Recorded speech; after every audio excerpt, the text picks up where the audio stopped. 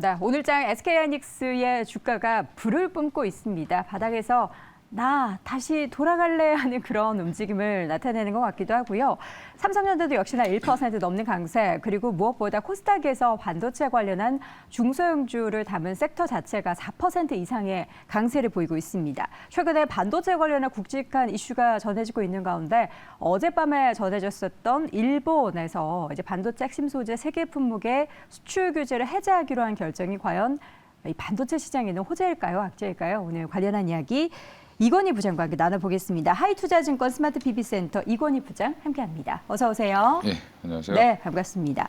이슈가 굉장히 많아요. 반도체 네. 관련해서 네. 기대감을 많이 가지고 있는 것 같은데 일단 어제 전해진 소식부터 좀 확인을 해볼게요. 2019년이었죠. 지금 4년 만에 핵심 그쵸. 소재 세 가지에 대해서 수출을 안 한다라고 했다가 다시 풀었어요. 근데 저는 사실 걱정되는 게 그러고 나서 우리나라 국산화 엄청 열심히 노력했잖아요. 네. 이거 약간 호재인 것 같기도 하고 악재인 것 같기도 한데 어떻게 생각해야 될까요? 저는 개인적으로 결론부터 말씀드리면 호재도 아니고 악재도 아니다. 이도저도 아니다. 네. 그럼 뭐예요? 일단 뭐 일본이 지금 규제를 푼 것 중에 보면 사실은 불화수소, 뭐 폴리이미드, 그다음에 어렵죠? 포토레지스트, 네, 포토레지스트 전 국민이 다 알았던 건데 그쵸. 불화수소랑 포토레지스트는 많이 아실 텐데 네. 일단 이렇게 세 가지에 대한 수출 규제를 해제를 했습니다. 그러니까 수출 한마디로 본인들이 이제 팔겠다는 거죠.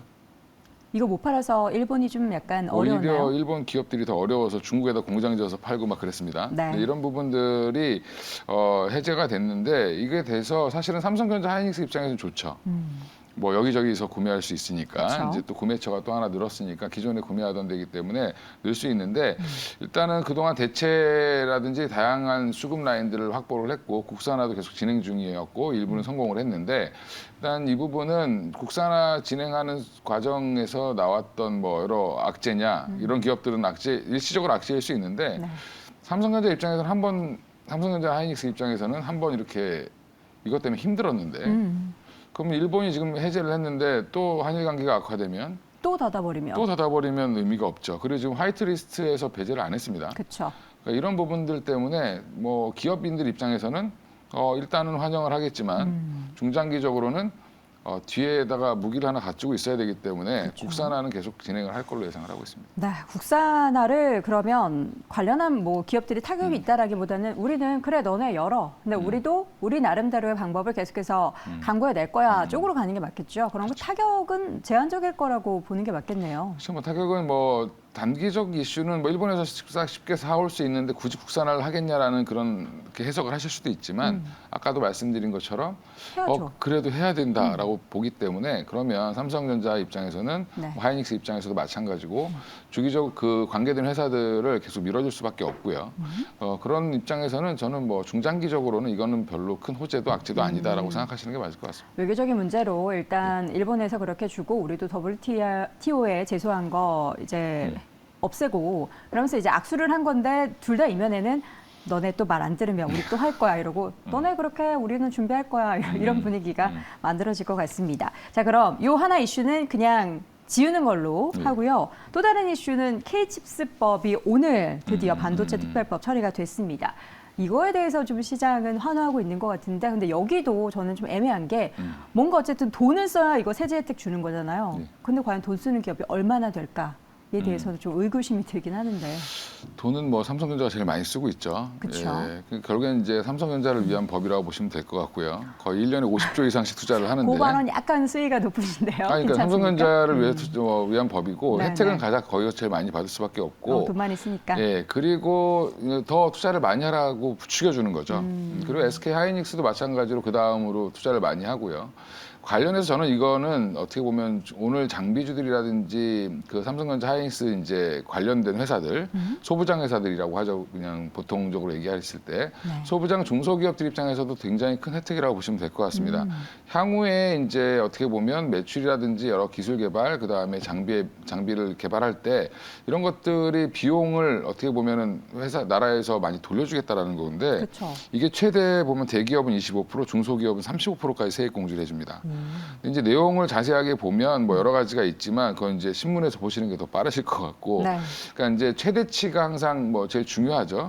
뭐 적어도 대기업은 8%, 뭐 8에서 한 15%, 중소기업은 한 16에서 25% 정도 혜택을 받는데 이런 부분들은 저는 긍정적으로 여기라고 생각을 하고 있고요. 네. 제가 아까 뭐 삼성전자 얘기했을 때 수익이 높다고 하셨는데 사실은 삼성전자가 투자를 제일 많이 해야 우리나라 그렇죠. 반도체 업계가 돌아갑니다. 낙수효과가 예, 펼쳐지겠죠. 낙수가 크고 그리고 지금도 평택에서 사실은 어떻게 우리나라 건설 경기에 에서 굉장히 안 좋아서 힘들었던 분들, 네. 뭐 중공업이 한동안 안 좋아서 힘들었던 분들 다 평택가에 있습니다.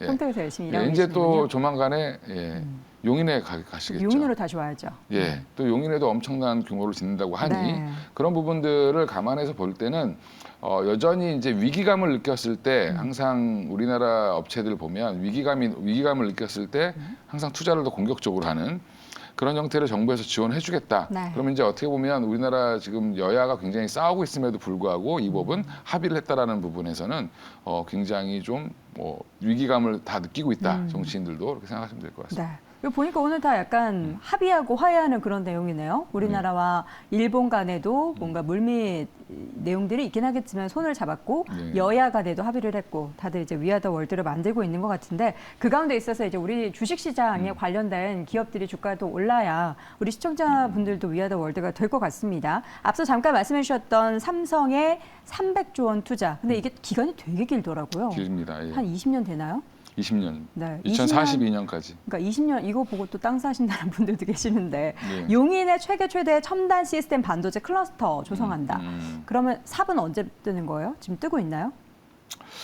예전에 한번 알아보시면 그 SK 하이닉스가 공장을 추가로 짓는다. 네. 이천 말고 그러면서 여러 군데 부지를 찾다가 용인을 잡았습니다. 지금 있잖아요. 예, 원삼면 쪽에 네. 이제 있는데 제가 어제 우연히 또 글로 갈 일이 있어서 지나가 봤는데 아주 난립니다. 왜요?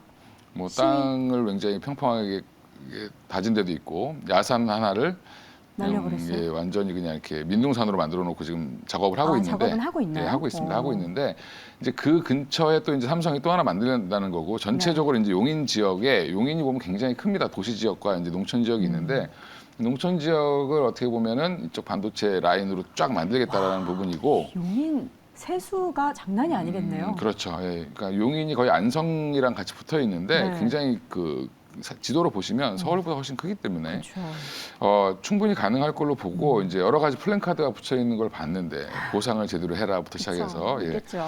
그때는 지금 SK 관련돼서 나오고 있는데 지금 삼성도 여기다 한다라고 하면 또 이런 절차를 거쳐야 되죠. 근데 정부에서 그래서 이걸 내놓을 때 최대한 빨리 진행할 수 있도록 노력하겠다라고 얘기를 했습니다. 그러면 어떻게 보면 민원도 많이 있고 분쟁도 많이 생길 수 있는데 이런 것들을 조율을 해준다는 또 어떻게 조율을 할지도 사실은 좀 문제죠. 무조건 정부에서 강압적으로 할 수는 없으니까. 그렇죠. 그러니까 사업을 언제 뜰지는 조금 지켜봐야 되겠지만 일단은 뭐 주식은 미래 가치를 땡겨오는 거기 때문에 지금 관련돼서 이거를 한다라는 부분은 굉장히 큰 이슈긴 하지만 네.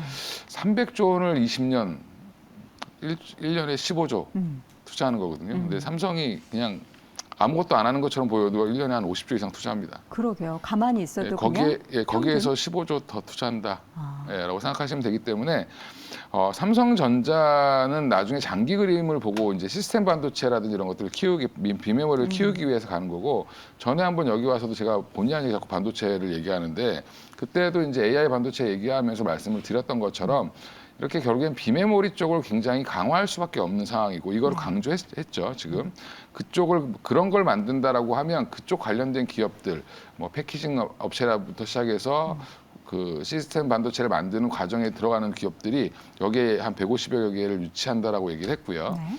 그럼 이제 어떻게 보면 하나의 큰 산단을 이루는 거죠. 그래서 그 안에서 다 해결할 수 있게 네. 그렇게 만들어준다라고 보면 삼성전자도 수혜를 보지만 그 안에 들어가는 기업들이 더 수혜를 많이 보겠죠. 그래서 뭐 저는 소부장 업체들 굉장히 지금 지금 기대감이 부풀어 있을 수 있다. 여러 하지만 장비 업체들도 그렇고. 예, 하지만 이거는 되려면 적어도 한 1년 이상은 걸리지 않겠습니까? 그죠? 1년 정도면 사실 짧죠. 1년 20년 플랜 중에서 1년이면. 그렇죠. 1년 정도 안에 이게 될 수 있으면 시작을 삽을 뜰 수 있으면 네. 엄청나게 다행이라고 생각하시면 될 것 같고요. SK가 지금 용인에다 짓겠다고 하고 지금 1년이 넘었는데 아직 네. 못 뜨고 있습니다. 지금 이제 조금씩 하고 있습니다. 예. 하고 있는 게 어딥니까? 예, 하고 있는 거 좀 봤습니다. 제가. 네, 다행입니다. 예. 아니 근데 저 궁금한 게 이 20년 플랜을 내놓았지 않습니까? 음. 그러면 투자적인 관점에서 만약에 부장님이라면 예. 내 자녀에게 삼성전자의 이 투자를 보고 관련된 반도체주를 장기적으로 매수해 준다. 혹은 관련된 용인 지역의 땅을 산다. 어느 쪽을 선택하시겠습니까? 저는 뭐 아무래도 뭐 주식쟁이니까 주식을 사주겠죠. 주식이 더 좋다? 예, 왜냐면 땅 보러 가는 거 되게 힘듭니다. 그리고 제가 갔더니 사실은 이미 다 많이 거기 올랐죠? 지금 그 SK 하이닉스가 들어오기 시작하면서 그 일대 땅들이 네. 난리가 나 있는 상황이고 그러면 그게 조금 더 근처까지 이미 확산돼 있는 상황에서 이게 들어오면 그렇죠. 사실은 거의 다 거품이 예, 많이 껴있을 상황이다. 거기 사시는 분들만 혜택을 보시는 게 맞지 투기는 좀 자제하시는 네, 게. 알겠습니다. 예. 써니님은 전 땅을 사겠다고 하시는데 어쨌든 주식이든 뭐 관련해서 그 지역에 거주하고 계신 분들이든 수익을 좀 내시는 그러한 상황이 연출이 됐으면 좋겠습니다. 삼성전자, 뭐 오만전자, 육만전자 왔다 갔다 하는데 이 주가의 변곡점은 우리가 어떤 시그널로 확인해 볼 수 있을까요? 지금 삼성전자 오늘 하이닉스가 많이 올라오는 거는 네. 많이 빠졌기 때문에 그쵸. 예, 어떤 모멘텀을 만들고 올라온다라고 보시면 되고요. 삼성전자 같은 경우는 어떻게 또 우리나라 대표 주식이고 지금 시가총액에서 차지하는 비중이 워낙 높기 때문에 단순히 지금 이거 하나로 올라오기에는 조금 힘들죠. 그러니까 그러다 보니까 시장에서도 한 1%대 상승을 보이고 있는 상황이다라고 보시면 되는데 저는 변곡점은 여전히 재고라고 보시면 될 것 같고요. 재고? 재고랑 가격이죠. 그러니까 디램 가격이 언제 반등을 할 건지, 그 다음에 재고가 언제 좀 줄어든다는 얘기가 나올지, 시그널 없습니까? 그게 아직은 시그널이 안 나오고 있습니다. 예, 그리고 지금 예상치도 보면 1분기가 바닥이다라고 하시는 분들도 있지만 2분기까지는 봐야 된다라고 하는 쪽도 있습니다. 그러면 주가는 그걸 좀 확인하고 싶어 하기 때문에 6개월 선반영이 아니라 한 3, 4개월 선반영 될 가능성이 높다라고 보면 지금 1분기 실적 발표는 아직도 한 달 정도 가까이 남아 있죠. 네. 그러면 한 4월에서 5월 정도는 돼야지 바닥을 좀 잡지 않겠나 이렇게 생각하고 있습니다. 네. 앞서서 그 낙수 효과에 대한 업체들 중소형주를 봐야 한다라고 말씀해 주셨잖아요. 네. 삼성전자가 이렇게 향후에 몇 개월 뒤에의 변곡점을 생각한다면 지금 오르는 반도체주들은 일단 뭐 뉴스에 한번 튀긴 했지만 더 기다려야 되는 겁니까? 일단 올라가는데 오늘은 좀 급하게 올라가고 있죠. 이제 이게 보면 정책 관련돼서 이제 정책 네. 이슈로 확 올랐다가 사실은 그럼 내일 그러면 이어서 오를 것이냐 말 것이냐는 또 지켜봐야 되겠지만 그나마 지난번에 말씀드린 AI 반도체 관련된 뭐 HBM 이런 것들을 만드는 회사들 입장에서는 조금 더 진행은 될 수 있다. 그래서 지금 예전에 말씀드린 비메모리 관련된 장비 업체들, 뭐 소재 업체들, 그 다음에 디자인 하우스 관련된 업체들 여전히 좀 보실 필요는 있을 거라고 생각하고 있습니다. 네. 자, 그렇다면 우리가 과연 반도체주를 볼 때 지금 뭐 너도 나도 오르고 네. 있는 와중에 탑픽을 꼽아봐야 되는데 어떤 기업들을 좀 보고 계시나요? 그러니까 뭘 사야 될지 모를 때는 네. 가장 대표 종목을 사시면 됩니다. 대표 종목 좀 꼽아주세요. 네, 장비주 중에 가장 대표 종목은 원익 IPS죠. 네, 원익 IPS 그러면 그냥 메모리 이런 거 하는 거 아니야? 근데 원익 IPS는 태양광도 하고 디스플레이도 하고 다 반도체도 하고 비메모리 반도체 관련 장비도 하고요. 그러니까 그 안에 삼성전자랑 삼성 디스플레이가 지분 투자를 해놨죠. 예, 3.77%씩 갖고 있습니다. 그러면 삼성전자가 자기가 지분 투자해 놓은 회사에 더 많이 하겠죠, 그쵸. 뭔가를. 그리고 지금 클러스의 주체는 SK하이닉스보다는 삼성전자가 더 많고 그러면 지금 오늘 하나마이크로는 SK 관련된 회사고 뭐 그다음에 SFA는 삼성 관련된 회사인데 네. 뭐 이런 회사들도 올라오지만 사실은 궁극적으로 원익 IPS가 가장 강하게 올라오는 거는 이쪽에 근본적인 변화가 생길 때 이쪽이 같이 좋아질 수 있다. 그리고 원익 IPS가 지금 비메모리 반도체 장비 매출이 작년부터 좀 증가하기 시작을 했습니다. 그러면 이게 포트폴리오도 굉장히 좋고요. 이게 클러스터 조성을 한다라고 하면 중장기적으로 가장 첫 번째로 먼저 갈 기업은 당연히 원익 그렇게 IPS겠죠. 강력하게. 예, 같이 가겠죠. 그 산단 안으로 들어가겠죠. 지금 반도체주 관련해서 뭐 수급적으로 사실 확 들어온다라고는 하기 그렇지만 다음 주에 또 대형 이벤트가 하나 있지 않겠습니까? 네. FOMC를 앞두고 혹은 그 전후로 해서 외국인들의 수급의 방향이 좀 달라질 것 같은데요. 반도체 쪽에 있어서는 어떻게 좀 예상을 해볼 수 있을까요? 근데 이거를 뭐 상관관계는 사실 없는데 반도체랑 FOMC를 시장이니까. 연결하는 건 좀 그렇고 지수와 연결을 하면 이제 국내가 지금 2,400을 깼기 때문에 다시 한번 올라갈 룸이 2,450에서 한 80까지는 있습니다. 지금 뭐 2,500을 넘냐는 그 다음에 문제인 것 같고요. 그럼 FOMC 회의 때 예상대로 0.25%를 올리게 된다라고 하면 오히려 저는 삼성전자 입장에서는 더 주가는 좋을 것 같다. 우리나라 환율도 좀 안정이 되고 그렇게 되면 환율에 따른 외국인 투자가 더 들어올 가능성은 높다고 생각하고 있고요. 그러면 반등은 나오면 한 6만 3천 원대까지 반등은 충분히 나오지 않겠나라고 생각을 하는데 이 FOMC 결과가 만약에 뭐 금리를 동결한다든지 네. 뭐 이렇게 되면 좋을 것 같지만 오히려 안 좋을 수 있습니다. 예, 이 CB가 0.5를 어제 올린 이유도 네네. 거기에 있다라고 보시면 될 것 같습니다. 알겠습니다. 자, 이렇게 해서 오늘 반도체주 이야기를 함께 나눠봤고요. 하이투자증권 스마트 PB센터의 이권희 부장 함께했습니다. 고맙습니다. 네, 감사합니다.